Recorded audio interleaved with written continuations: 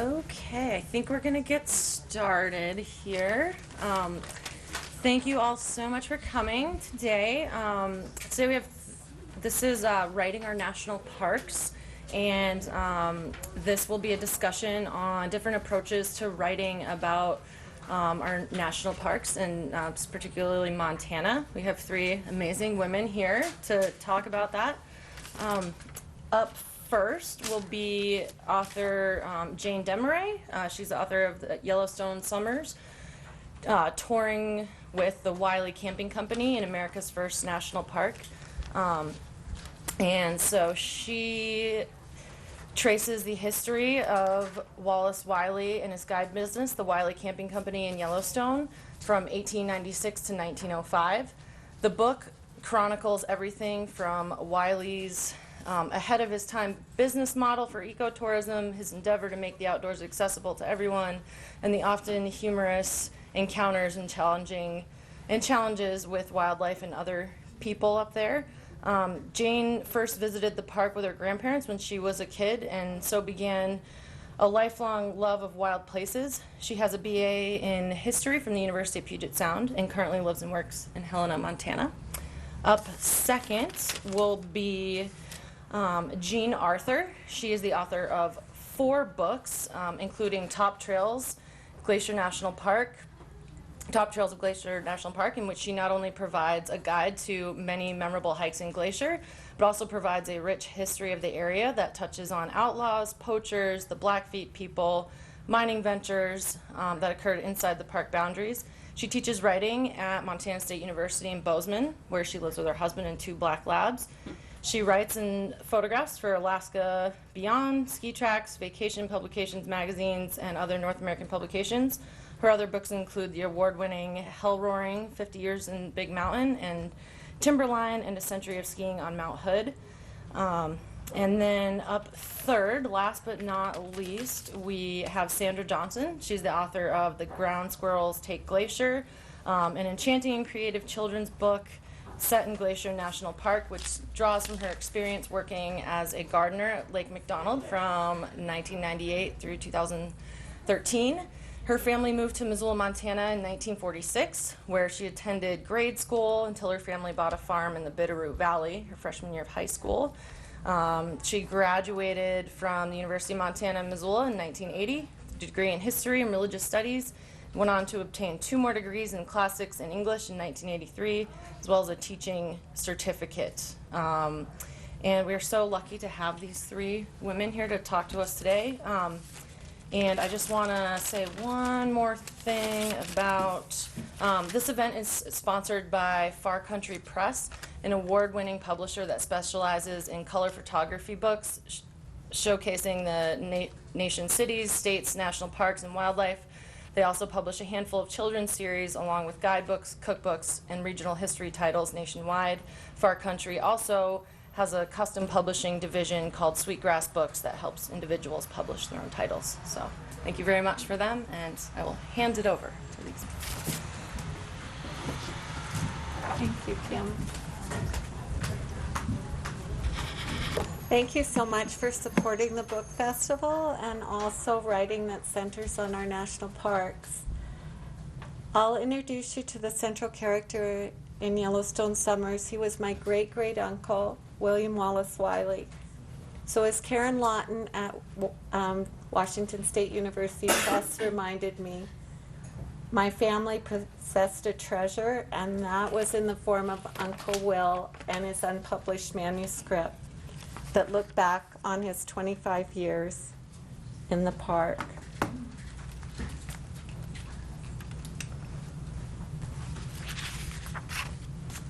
In 1926, Wiley sat down and finished his 98-page memoir detailing his association with Yellowstone National Park.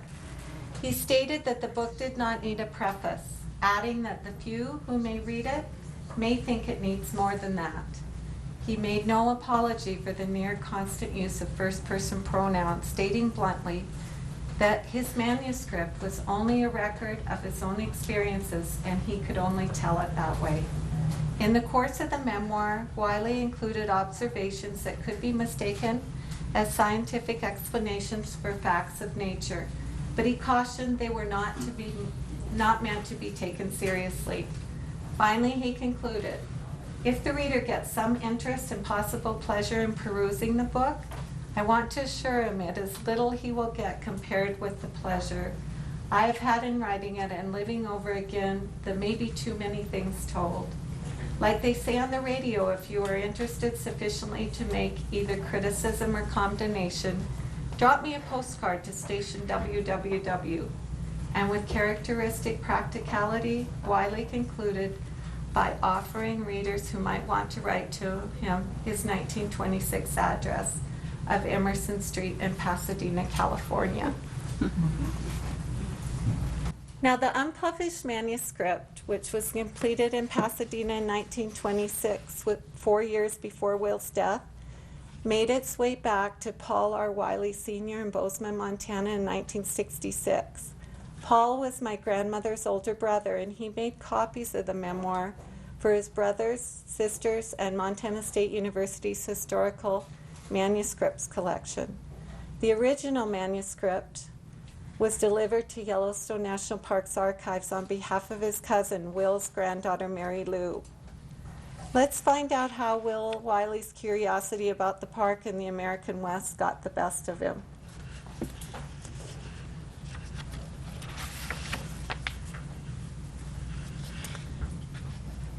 As a student at Lenox College in Iowa, he read an article in Scribner's Monthly called 37 Days of Peril by Truman Everts. Everts told of becoming separated from his party and surviving on his own without food or weapons in Yellowstone as part of the Washburn-Langford-Doane expedition that left Helena, Montana on August 17, 1870 to explore and map the area of northwestern Wyoming that later became Yellowstone National Park. Wiley recalled the exact passage in an account by Lieutenant Doane detailing the day that Truman Everts got lost from the Washburn expedition. Doane wrote, Mr. Everts did not come in with the rest of the party, and the men sent back on the trail found no trace of him. We fired signal guns and kept watch fires during the night, but without success.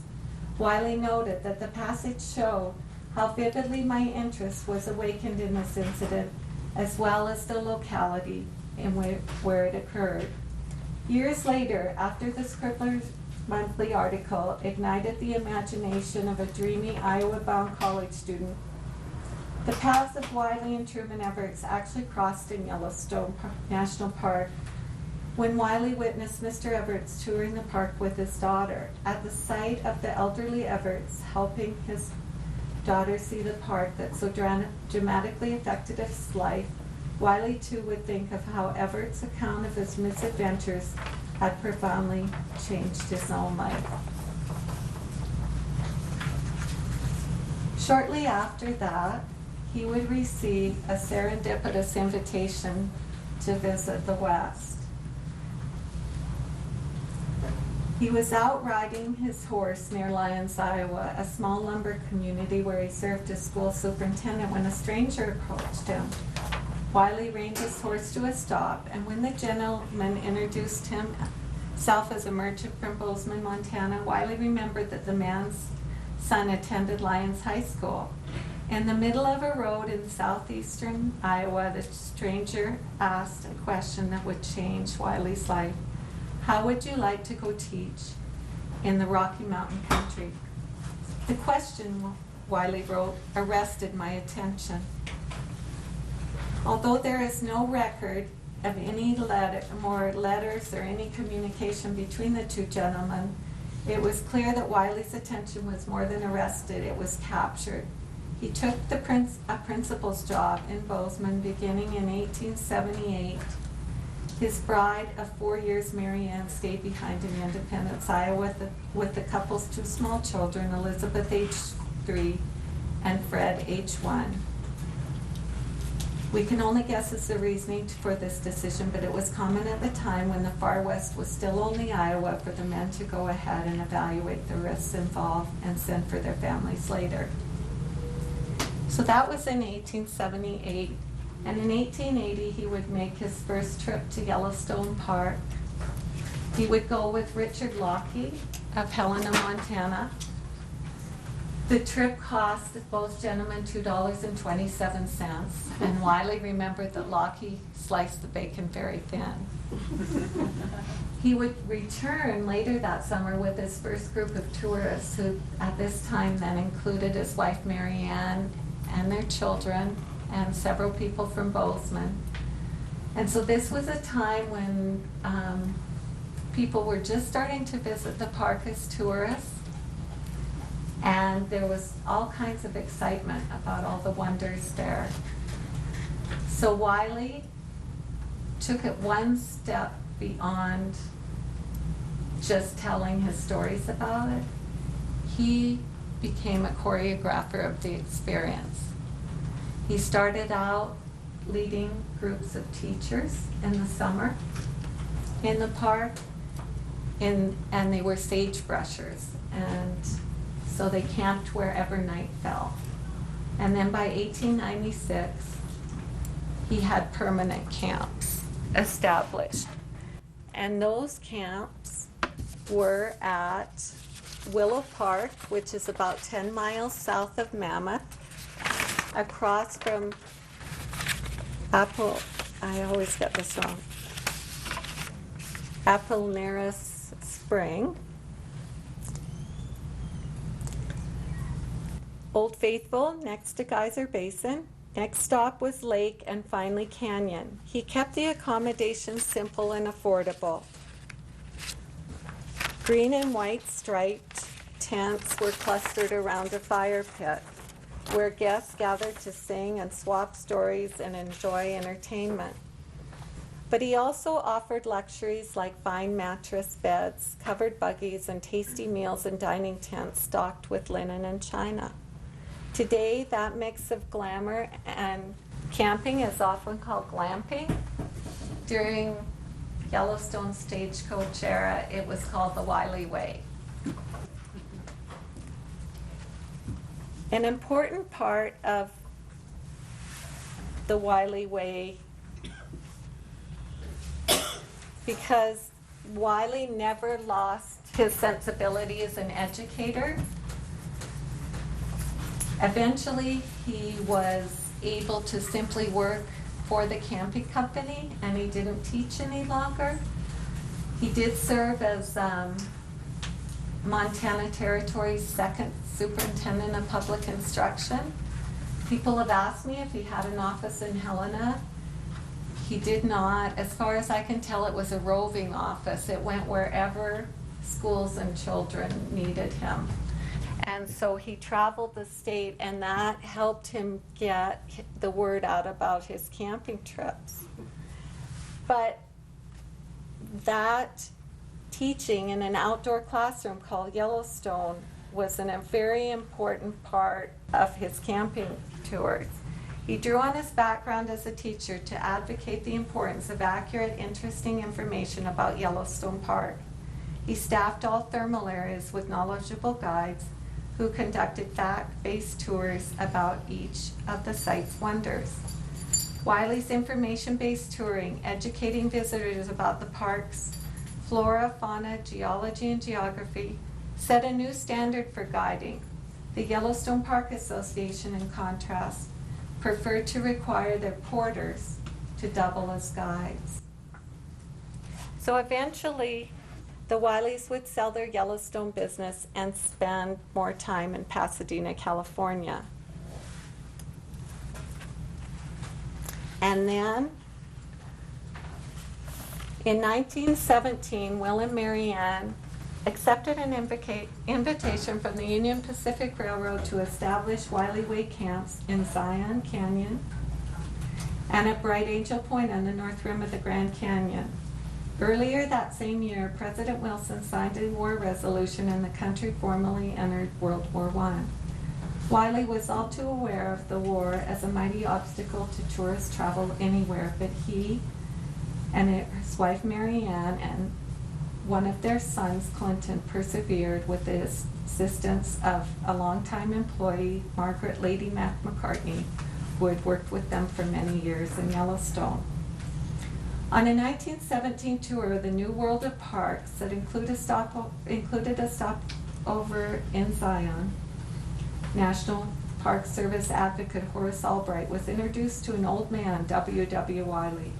Albright recalled, "Well, I was amazed. I had never met him before, but I knew all about him, as he had originated the permanent camp system in Yellowstone, selling out there years before. His so-called Wiley Way was so efficient and popular it was copied by the Currys in Yosemite. I knew of his integrity, honesty, and knowledge of national park standards. The Interior Department had already granted him a 5-year lease for the camp and added the transportation franchise too. I trusted Wiley's experience in Yellowstone and felt he would make a valuable contribution to solving concession problems." The Wileys operated their Zion camp for 7 years, and their daughter Elizabeth Wiley McKee managed their Grand Canyon camp for 10 years with the assistance of her husband Tom and their son Robert. So with that, I will stop, and I will introduce Jean Author to, we'll switch camps, or not camps, parks. Yes, heading northward. Thank you very much. Right before we started today, I mentioned to Jane that my grandmother and great-grandmother actually went in, probably with Wiley's group, the year before the roads opened to vehicles in Yellowstone National Park. And I have a collection of postcards that they had sent from the park. So this would have been 1910, I think, or 1909. Yeah, it was fantastic. And I got a phone call just before I came in here today. My husband was in Yellowstone yesterday and saw 13 grizzly bears, one right inside the park, and 12 just outside the park on a friend's ranch up Tom Minor Basin. And apparently they're eating moths or something. But 12 grizzly bears all in one view shed. That's significant. Fantastic. And I'm glad that when I was writing this book, I did not run into 12 grizzly bears at any one time. And through all the trails that I hiked over the years, over the couple of decades, of course, with some of my friends I see here in the audience who have blisters along with me on the trails, I did see a lot of grizzly bears. In fact, one of the scarier times was not a grizzly bear. I ran into a mama black bear with 2 cubs, and I was hiking with a whitefish friend who thought it was a grizzly bear with 2 cubs, and she pushed me forward on the trail, and she ran the other way.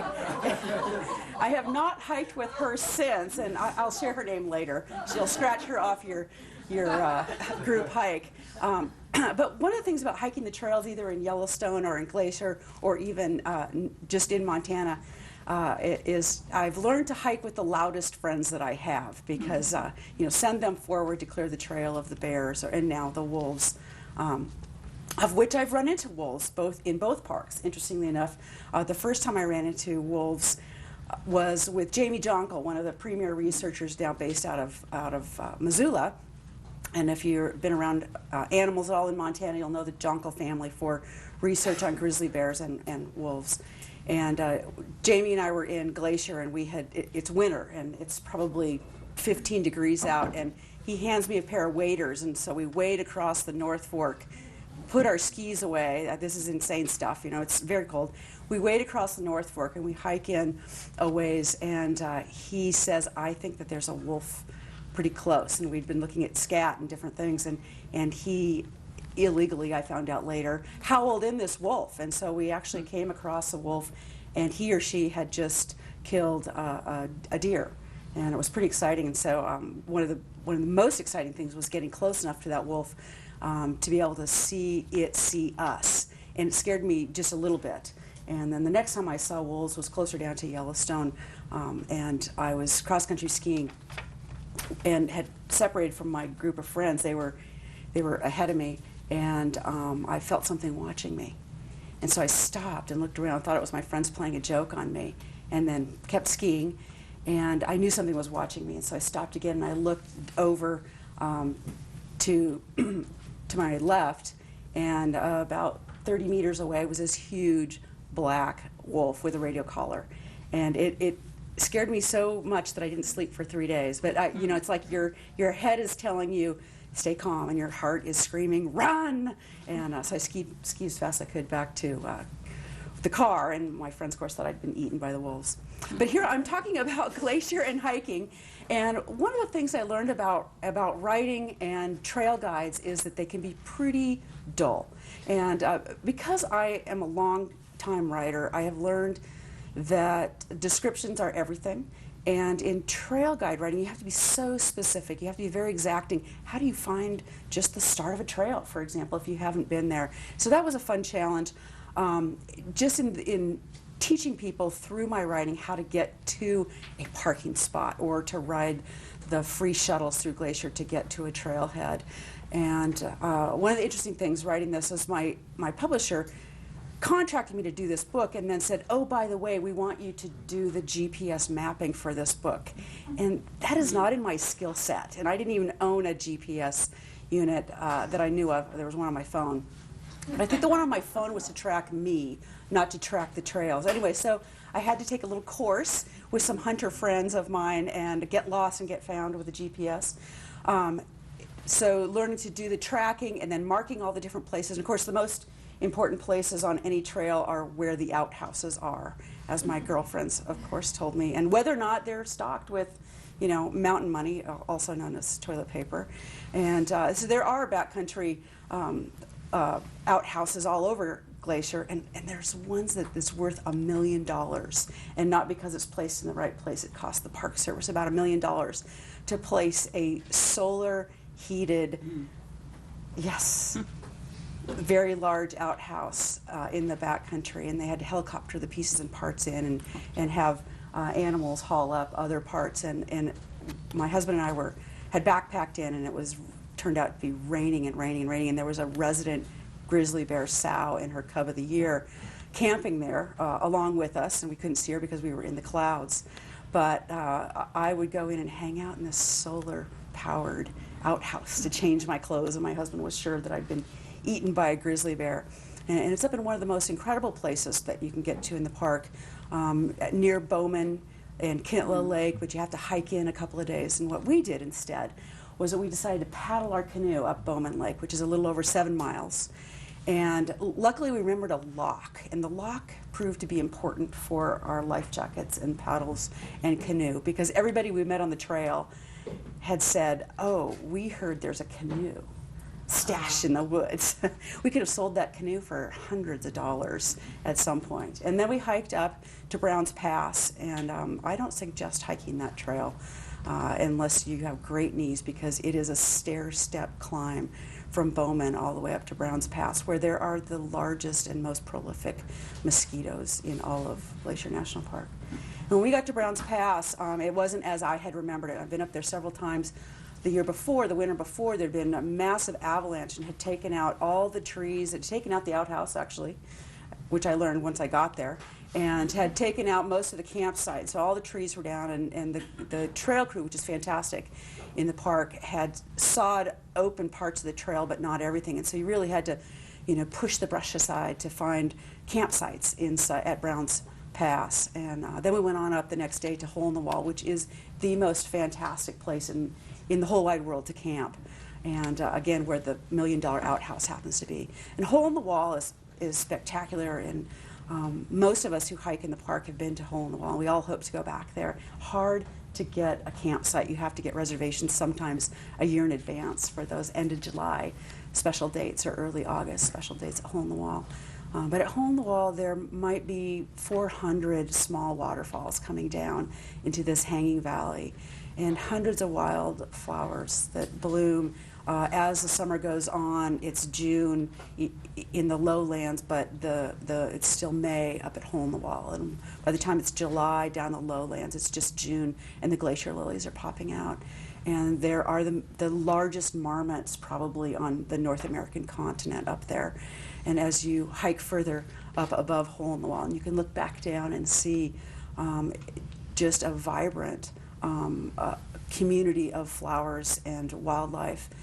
And a few people, very few people actually, one of my favorite places, and I hope you all get to go there. I want to talk a minute about writing itself, and I teach writing at MSU, go Grizz, go Cats. I went to both schools, actually. careful. Yeah, I went to both schools, and I cheer for any kid who is able to play a sport and go to college. I also went to University of Oregon, go Ducks, and so I think I have winning football teams anywhere I look this year. One of the things about writing that I talk to my young writers about is make mistakes. Make mistakes. Don't make mistakes while you're hiking. You could end up an extra night out there. But make mistakes while you're writing, because you guys are so lucky that you can go back on your computer and revise and revise and revise. But make mistakes, because at the end of that mistake and that end of that written trail, sometimes you find magic. And I find that myself when I make a mistake in my own writing, and I give myself the luxury of continuing with that mistake, that in my favorite type of writing, creative nonfiction, sometimes I come across something that I didn't know existed in my own mind. And creative nonfiction is, the takeoff of what really happened and then filling in the backstory with colors and flavors and textures. And that creative nonfiction component of our own tales, our personal tales of our experiences, can be so lovely and genuine and interesting and sellable or saleable when we want to publish our own work. And I take that into my journalistic writing when I write for travel publications, Vacations, Alaska Air, and I take it into my book writing. I've done a couple of different guidebooks. One's a ski guidebook, and then this one. I've edited a couple of guidebooks for publishers, including Far Country's Sweetgrass Press. And it has really done me well. Readers enjoy that, and I continuously hear back comments about those stories of experiences and how we as Montanans, or how we as human beings, get to different places. So one of my favorite stories in this particular book has been the outlaws, and how the outlaws that were poaching in both Yellowstone and Glacier sometimes then became, well, the in-laws of such. And the parks would then hire the outlaws, the poachers, to be on the crew, because they were the guys, always the guys, who knew the parks the best.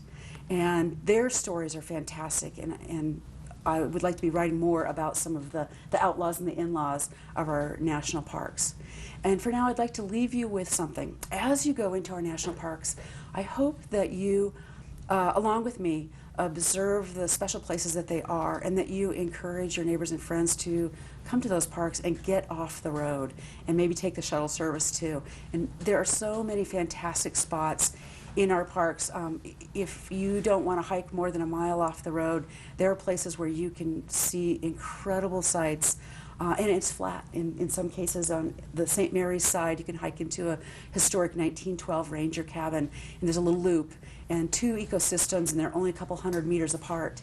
And you can come back on the side where there are astounding views of the St. Mary Lake and the peaks around it, and a little bit of wind too. And now, if you haven't been into some of the parks in recent years, fires have done magnificent artwork into the parks. You can go in and actually see peaks that were not visible for 100 years. And grab a trail guide and maybe your GPS and get lost, and then get found, and then write about it. Thank you. Sandra is next. What time is it? Does anybody know? It's 25 to 4. 25 to, so I have a few minutes. Okay. Millions of minutes. Okay. I don't know where to stand. I just have to respond to your, and as far as Yellowstone, I went in and camped overnight in Yellowstone, way into the woods, and when we came out, it was at least 2.5, 3 feet of snow. We ran into a herd of buffalo. And I just, there's no way we could have escaped if they had decided to chase us. But they didn't, so we just skirted the corner, and that was an interesting introduction to getting that close to buffalo. And then I grew up in Montana, so I'm always a little hesitant to hike with grizzly bears, because I always read about what they can do to your face and your other parts. So my son was living in Germany. This is around 1978, and he was living with his dad in Berlin. This was before the wall came down. Anyway, he came over to visit, and I thought, well, we'll go to Glacier Park, and I didn't want to hike, but we can take a horseback ride. And that way I'll be safe. I'll be with a guide. There'll be 10 or 12 people and won't be a problem. So we go to Many Glacier. And there are only 3 people, my son, myself, and a lady from New York. And the guide is from Georgia, and he's only been there 2 weeks. So I thought, oh dear, what am I going to do? Well, I couldn't chicken out by that time. So we went ahead, and we did run into a grizzly. And the ground was absolutely, it looked like a rototiller had dug up. I was really amazed at what that animal could do. And it was, I would say, a 2-year-old. It was fairly young. And so we backed down a little bit, and the guide from Georgia says, well, let's go into the caves and investigate the caves. And I said, I'm with my 12-year-old son. I wouldn't know what to do if the grizzly followed us in there or if we found one. And I said, no, I'm going to go back because I was responsible. And so we rode back, just turned the corner, and they pull out their tuna fish sandwiches. And I just stayed on my horse. I grew up with horses, so it wasn't a problem there. But that's my experience with riding in Glacier, and it's, you want to be with a lot of people. And that night we were staying at Many Glacier. The lady from New York said, I talked to a ranger. He said there was no problem. But I knew the girl who had gotten pulled out of her tent at Many Glacier Campground and killed like the year before, so I knew that wasn't. And the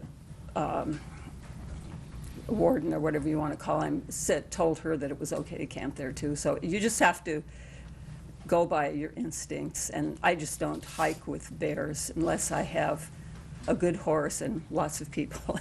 Anyway, as I say, I grew up here, and I have enjoyed being in the park. And I'm going to read. I wrote this. The Ground Squirrels Take Glacier, maybe. And it's a children's book for parents, because parents buy the books. Anyway, I'm going to read what Far Country Press, because they said it better than I can. Glacier Park gardener just wants to plant her marigolds and pansies, but the Columbian ground squirrels have other plans. They want to take over the park. This is the plot. Lovingly rendered in colored pencils, actually they were pastels, but anyway, Ground Squirrels Take Glacier maybe shares the very different perspectives of both the gardener and Gopher Joe. He's the main character, the ringleader of the Ground Squirrel Rebellion. Sandra Johnson's first-hand experience as a longtime glacier gardener informs her writing and illustrations, and she will have kids chuckling at the gardener's annoyance and Gopher Joe's silly antics. It's an all-out battle for the flower beds. Who will win? Well, I did. And I won because I put things up really high because ground squirrels can't climb, fortunately, 'cause they're too heavy. The red squirrels can climb everywhere they want, but they eat pine nuts and pine cones. But ground squirrels, occasionally you'll see them in the lower branches of shrubs, but they do not climb. So I put everything up in high pots and hanging baskets and window boxes, and I got through. But as the lady said, I grew up in Missoula,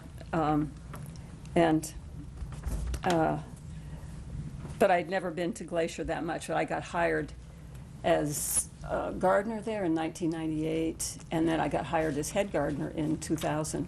And it was my job to plant all the hotels, all the gardens in the hotels, and make them look good for the thousands of visitors that come in to be amazed by the flowers. And when I went there in 2000, we went to Lake McDonald, planted it, and the deer tore everything out in front of Jammer. If you've ever been to Jammer Joe's, maybe you know, there's a restaurant up there. It was called Russell's Inn, it's Jammer Joe's now. The deer, but there were no ground squirrels. But 2 years later, the ground squirrels came in, and I had to stop. We used to plant stuff on the ground. I had to quit planting everything on the ground, and everything had to be up, and it had to be geraniums in front of Jammer Joe's and dwarf Alberta spruce, because they just ripped everything up. And rather than be angry at them and frustrated, I just beat them at their game. So, and I also sympathize with them because they have to eat, and they have to eat enough in the summer to hibernate in the winter and live through the winter, because they, I guess, are true hibernators, whereas some prairie dogs are not, depending on the weather. So I sympathized with them, and this book does show the gardener as being sympathetic in the end, and there's at the end there's some like facts about ground squirrels and kind of a history of as gardener for Glacier Park Incorporated from 1998 to 2013. And I only had gardener till 2007. I was there 7 years because I got a job teaching Latin in Missoula, and so I could not do both because I couldn't teach and go back there. So then when the Latin job was over, I was just playing gardener, and that was fine. I kept on, and then in 2010, I decided to go to Lake because that was the centennial of Lake McDonald, and everybody goes to Lake almost, and it has to look gorgeous. And so that's when I started fighting the ground squirrels, when I was at Lake from 2010 through 2013. Okay, so what else here? I planted a lot of geraniums too because they don't like geraniums. And I also gave the bellman squirt guns in order to discourage the squirrels. And the bellman, of course, in front of McDonald Lodge. But McDonald Lodge is the architecture, as it were. The walls are high enough so that you can kind of chase them off, and they're not too bad. And then you put very tall pots on top of that, and it looked pretty good. It looked really nice in 2010. And I don't know why I decided to write this book. It just kind of occurred to me that I should do that. And so this is based on my experience of the ground squirrels. The main character is Gopher Joe, and he gets the gang together to chase out the gardener. And he doesn't win, but he does.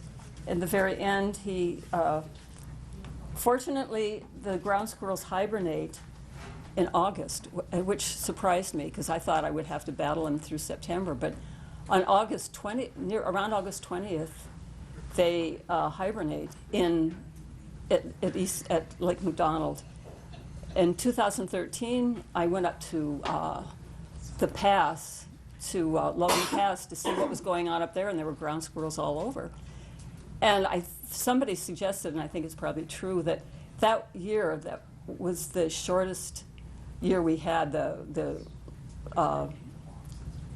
road didn't open until July 13th that year. So somebody said probably they were up there because they hadn't had time enough to store food in their holes. I don't know. I'm not an expert on ground squirrels, but I think that's probably a good explanation. So, so that's probably all I have to say about this, except that it is based on my experience, and there's some history and stuff in the back. And I also actually wrote a memoir of growing up on I grew up on Reserve Street. My folks built a house here in 46. There were 4 houses on Reserve Street. And we had horses and cows and all that stuff, so going up to Glacier wasn't a big deal for me. I lived there most of my life. But it's in the library, and it's about what Reserve Street was like in the 40s and 50s. And then I also ran Lions for about 15 years. And I've written a book on that, but I can't publish it because I wasn't fictional enough. So I'll have to wait till people go other places before I can sell that. It's published, but I can't sell it. So anyway, that's it.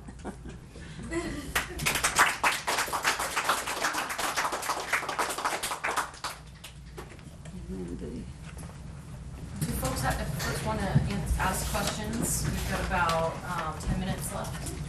I have a question for Sandra. What's the name of the book that you wrote about growing up on Reserve Street? It's called Reserve Street. Oh, okay. It's called Route 1 Reserve Street, Oh, and it's okay. in the library. And there are a lot of pictures about, we lived in the basement and had no refrigerator and all kinds of fun stuff like that. And yeah.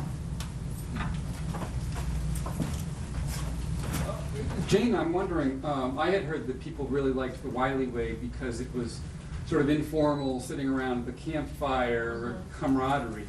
Was that something that Wiley realized as well, or did he focus more on the education? No, he did have a balance, of sort of the more formal education piece, but also the informal. He really created a sense of community with each tour and had lots of repeat customers. He seemed to attract people from all walks of life, and that was the difference between his camps and the hotels, is people who, even if they had the money to stay at the hotels, preferred the more informal setting of the camps and the campfires. They entertained. Do you think there's anything similar today? I saw a picture this summer that showed a more modern version of kind of a horse-drawn, I wouldn't even say it was a classic coach, but it was definitely had some aspects of kind of that Concorde coach look. But I am not aware that there is anything like that, because they're down to one concession company, as far as I know, for a lot of the accommodations in Santerra. Right. And so they focus more on the hotels, I think. And he was there, and that's something I get into the more in the story, at a time when there were a lot of entrepreneurial types like himself who were establishing businesses in the park, and so there was more competition at that point than there is today. Thank you. I have a question for Yeah. each of you. So, when you said earlier that East Glacier was a perennial garden Right. and Lake McDonald was more annuals? Yeah, just annuals. Yeah. And so then how would you decide, was it the same sorts of annuals every year, or did you try and change it up a bit? Or? Well, when I started, pretty much it's geraniums where there are squirrels, Okay, and pansies and petunias up in yeah. the pots. But I do mention that. I wasn't sure anybody would be interested. I did mention what I could. Okay, so, and I also gave the bellman squirt guns to discourage squirrels. So I was able to plant geraniums, Dusty Miller, Dracaena, begonias, foxglove, bacopa, with annuals for continuous color all summer. They don't like bacopa, so I planted stuff that's kind of smelly. Bacopa has a very strong smell. I don't know if you're familiar with it. It's green with little white flowers. It's very pretty as background. And so I planted that in front of the hotel because I could control that. Okay. But for the rest, it was up in window boxes. You can put anything up there because they can't get up there. And then geraniums in front of Jamajoes. Yeah. So. Sounds beautiful. And it's funny, in the backcountry, you'll come across a lake and a picnic spot or whatever, and there will be a watering can and a nice little note from the trail crew that says, please help out this little tree from the native plant nursery, which I think is near headquarters in Right, West I've been Glacier. there, Yeah. yeah. And so there are places that have been trammeled by humans, most likely, and the trail crew is trying to revegetate. And so you're expected to go down, 50 feet or whatever, and dunk the. When it's cold, it's hard to want to walk into that lake and fill up that water can, but come up and water. It's kind of cute. Yeah. Never seen. And Jane, when did it first occur to you that you were going to spend your life writing about hiking? Oh, writing about hiking, Because sometimes you'll have the aha moment. Yeah, I actually don't remember the first thing that I wrote, but I do remember getting in trouble as a little kid, taking this wallpaper and peeling it off and then writing. I didn't even know how to write, but my little kid version of writing. And so I have always been a writer. And even though I got in trouble from peeling that wallpaper back and I somehow didn't glue it, think to glue, back on that one. My very first report card, actually, when I was probably, I don't know, first grade or kindergarten, said, Jean will be a writer someday. And my mom actually saved that. So, yeah, so I have been writing for a really long time. And the Trails, this particular Trails book came because the publisher came to me. Okay. Yeah, I did not put this whole thing together.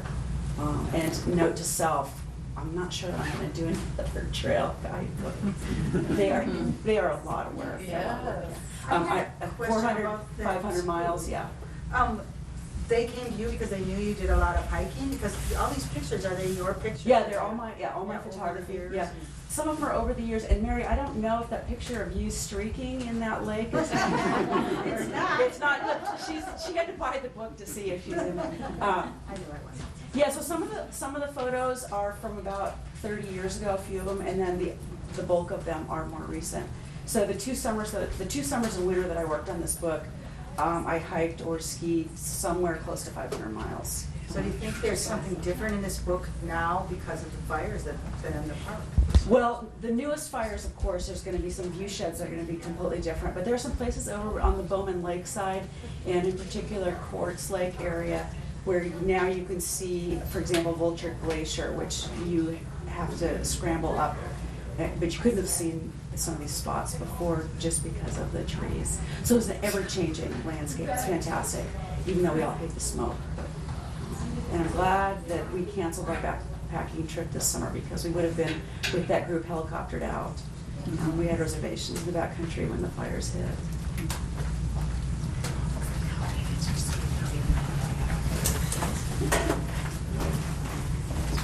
I got a question about your ground squirrel, Yeah. because I saw it and I thought, oh, that's cool. I'd like to get it for maybe for my grandkids. Except the thing is that should they ever deign to visit me up here, I'm waiting for that to happen. Then I got to explain the pellet gun that's next to my front door. Because I got lots of ground squirrels. Whereabouts? This is out near St. Regis. Okay, yeah. They're all gone now because they've all hibernated. Yeah. So I don't have to worry about them for another, Yeah. till next spring, but Well, I just don't mention I have a mixed it. The funny thing view is, of these guys. when people would come in, a fairly typical response that, say you had a mother and father and two kids, the guy, if he was from Montana, would say, well, if I had my 22 with me, you wouldn't have to worry about those ground squirrels. And then the mother wouldn't, and the kids would go, oh, they're so cute. Well, that happened frequently. They are cute. Yeah, they are. But we plant all these flowers, so what do you expect? They're going to eat them. I mean, it's not a big shock or anything. Just got to plant them up high. Nice something to eat down on the ground.